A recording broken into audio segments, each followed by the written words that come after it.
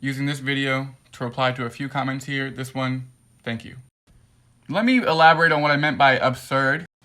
It is absurd to propose this as a possibility to end capitalism because it doesn't end anything. It says, okay, me and my friends will go here and do this and we'll wait it out.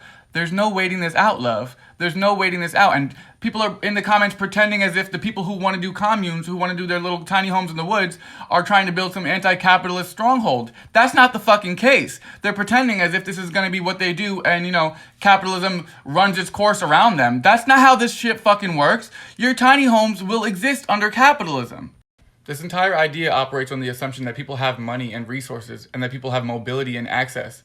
Who is this accessible to? Quickly, who the fuck is this idea accessible to? Because I would love to know. Y'all are too worried about surviving capitalism and not worried enough about dismantling it. I'll say it again, it's extreme escapism and fantasy, and all it says to me is that you don't understand capitalism well enough. You don't understand capitalism well enough and all of the effects of it and all that it perpetuates if you think this is a possibility for the majority of people, or for anybody for that matter.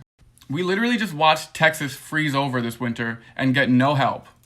So what does capitalism running its course look like while you're in your tiny homes? I'd love to fucking hear your ideas on that. I'd truly love it. Because you're averse to hopelessness, so you'd love to imagine, that you can just be safe in your little tiny homes and nothing's gonna happen and things will just happen around you, but that's not fucking true.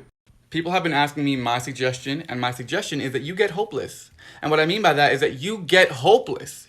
You start to see capitalism for what it is. And when you get hopeless, you start to get imaginative. You start to have that space for radical thought that you've been averse to this entire time, right? So that this is not radical thinking. You saying, oh, let's get our friends and have our tiny homes, right? So with the assumption that people have money and resources and accessibility to any of this shit, that's you being averse to hopelessness and pretending that this is going to be okay. No, it's going to get a lot worse.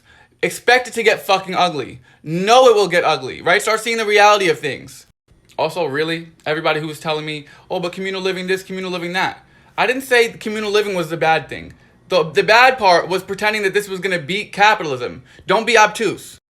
Lastly, I'm sick of the spiritual people on here being the ones that want to do their little cult and communes because you're pretending as if you're looking at this with a spiritual lens, but you're not. The reason I know you're not looking at this with a spiritual lens is because you're not seeing capitalism for what it is. And so a spiritual lens is all-encompassing, but you're skipping all the parts of capitalism that make this tiny home idea bullshit. Why? Because you're averse to hopelessness. Bask in that concept for me.